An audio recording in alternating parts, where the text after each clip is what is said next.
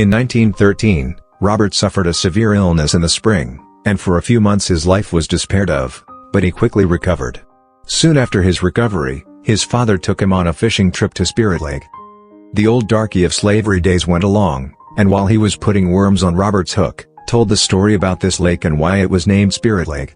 The old darky said that the spirit of a beautiful lady walked on the waters of the lake at night, and that was why they called it Spirit Lake. Long years ago, the daughter of a wealthy planter fell in love with a poor but honest boy, and after many years of courtship, in which they spent many moonlight nights rowing on the beautiful lake, the time came when they felt that they could no longer be separated. The young man pleaded with her father to consent to their marriage, but he stubbornly refused, and threatened to kill the young man if he ever called it his home again. They then planned to elope one night, and as her sweetheart was placing a ladder under the window and helping her to get down, her father shot her lover and killed him. When she found that he was dead, she ran to the lake and drowned herself. They searched for days for her body, and one moonlight night they saw her walking on the water. They rowed out on the lake and found her body floating on the water. He said that the fish would always bite better at full moon, but the darkies were afraid to fish there, because the spirit of this beautiful young lady walked on the water. Bobby came home very much interested and excited, and told his mother all about the fish they caught at Spirit Lake, and about the story old Moses told him, about the spirit walking on the water. He told his mother that the Sunday school teacher had read in the Bible, where Christ walked on the water, and he wanted her to explain how this could happen. She told him that all of those things happened in the days of miracles which had passed, and no longer happened in these days. Bobby had a great desire to walk or ride upon the water, and was enthusiastic about bicycles. He told his mother that he intended to build a bicycle someday, that he could ride on the water. In 1914, when war broke out, Captain Gordon, who had once served in the Spanish-American War, became very much interested in the conflict and followed it very closely, reading the papers daily and talking about it. Robert soon began to take great interest in the war and asked his father and mother many questions about the foreign countries which were involved in the great struggle. He would sit for hours, listening to his mother read the Bible, from the book of Revelation, the prophecies of the Great War, where it says that nation shall rise against nation. Robert's mother told him of his grandfather who distinguished himself in the Civil War, and the great hardships her mother had to go through during the war days, how her great-grandfather fought in the War of 1812. She talked of his grandfather, Colonel Robert Gordon, for whom he was named, and how he became famous during the Civil War, and how later Robert's own father went with Colonel Roosevelt and became a captain in the Spanish-American War in 1898. Robert's oldest brother, Herbert, was born in 1894, and his second brother, Ralph, was born in 1898 after his father went to the war. His mother spent many anxious months and worried with the children, while Captain Gordon was away at war. She prayed that war would be ended for all time. She said, "Bobby, you come from a generation of fighters on both sides, but I hope that you will be a minister, and preach against war.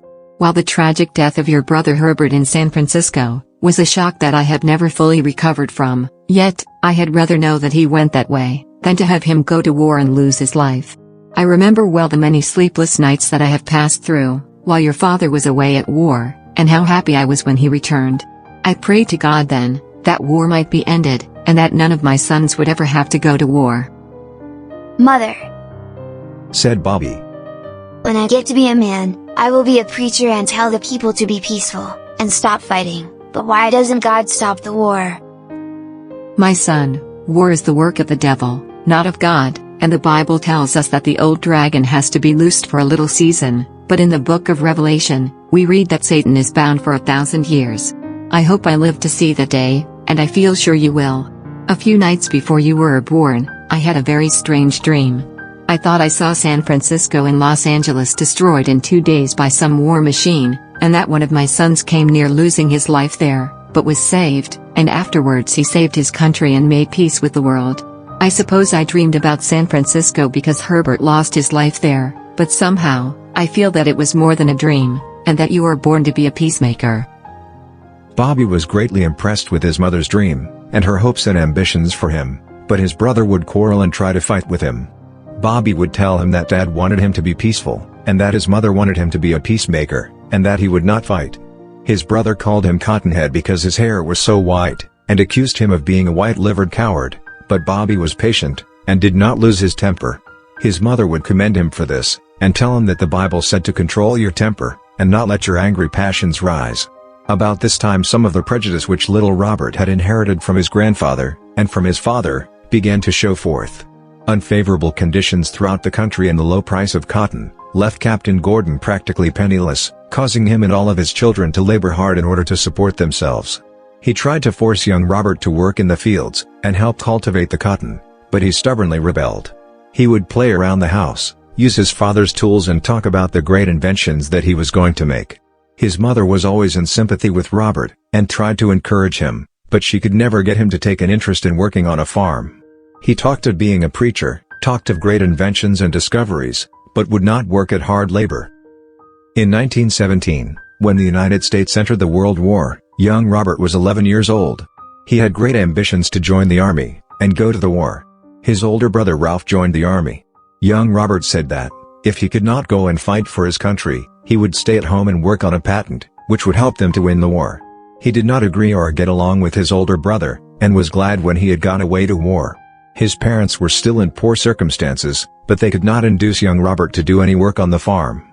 He continued to tinker around, and work with his father's tools, trying to make a bicycle which he could ride upon the water in the lake nearby. He tried various kinds of lumber to build wheels for the bicycle, but none of them worked successfully. Finally his mother suggested that he use thin cedar boards because cedar was durable in the water, was light, and would float easily. He finally succeeded in building the wheels out of cedar, and after heating pine rosin hot and pouring it into the cracks, he was able to ride successfully across the lake, but in a short time the wheels sprung a leak, and the bicycle sunk with him in the lake, but he swam out and brought the bicycle with him. Bobby was not the kind to be discouraged by obstacles, and later his ingenuity overcame the difficulties. After trying to put inner tubes from bicycle tires on the inside of the wheels of his water bicycle and failing again, he finally got some inner tubes from an automobile and placed them inside his wooden wheels and pumped them up. When they were filled with air, they pushed against the wooden sides of the wheel, buoying up the wheel, and he was then able to ride his bicycle around over the lake without any trouble.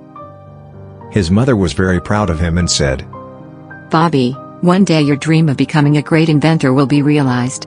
You have not been wasting your time tinkering around with your father's tools trying to make things." His brother, Ralph, continued to call him Fool Bobby, and Mother's dream, said he would never amount to anything because he wouldn't work on the farm like the rest of them. Bobby always found a willing listener in his mother. She helped him with his studies in school, and encouraged him in every way, and showed that she believed in him, and had faith that one day he would be a great man. This encouraged him to do greater things.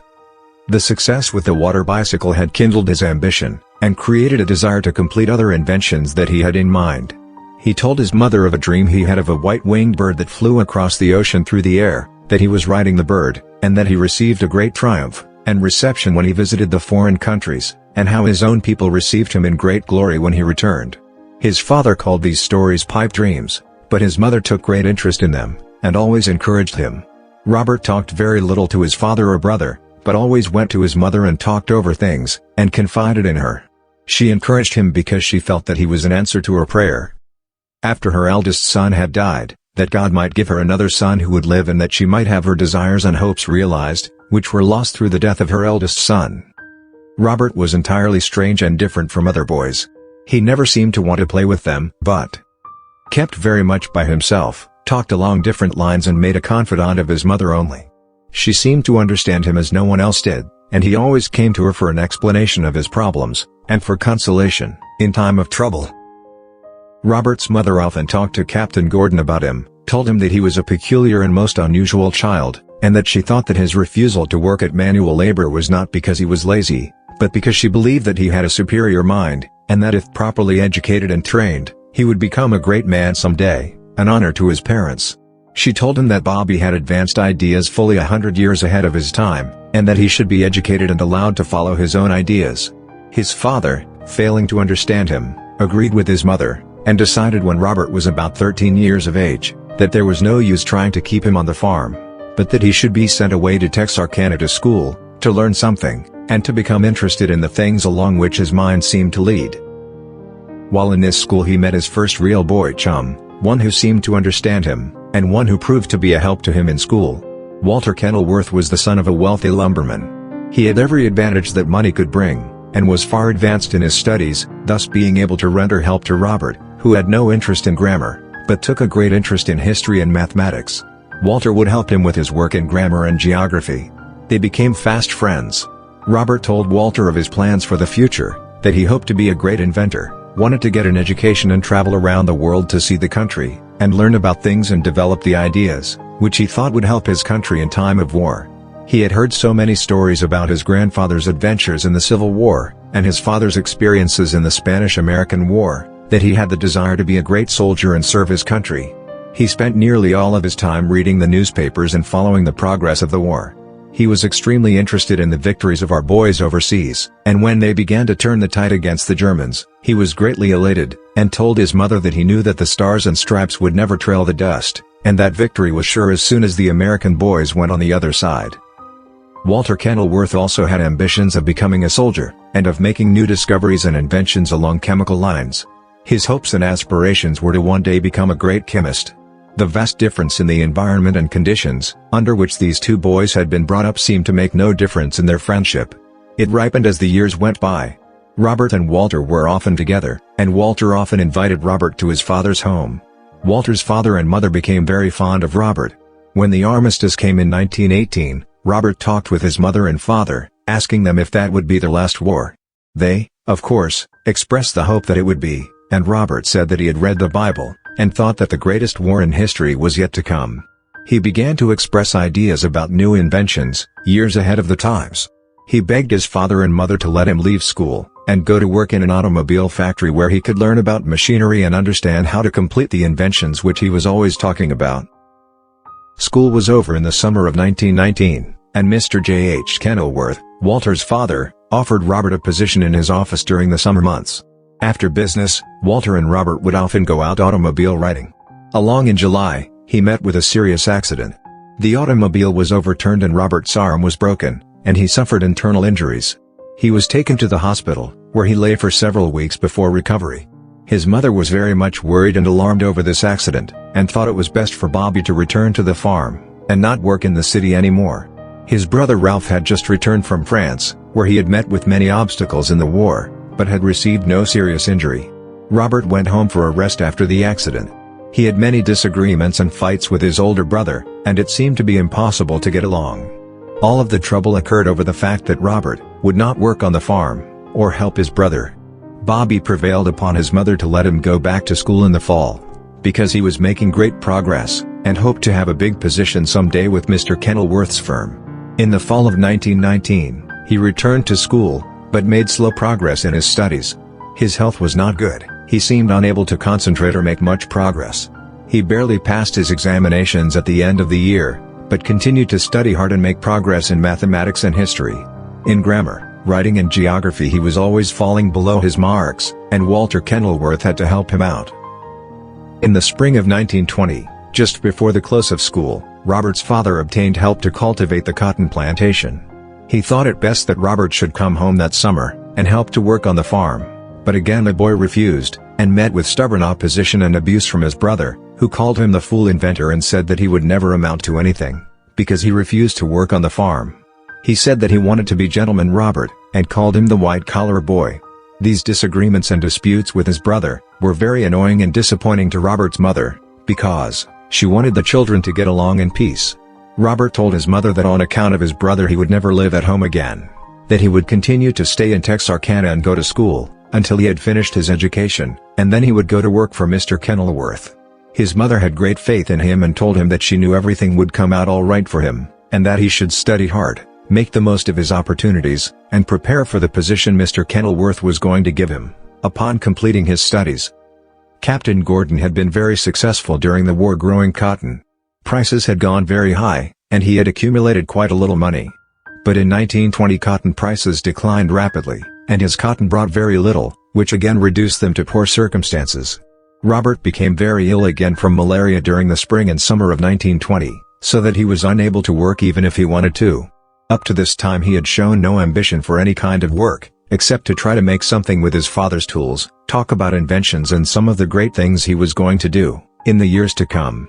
His mother had always petted him because of his severe illnesses and accident, and his father often referred to him as his mother's burden, or his mother's problem.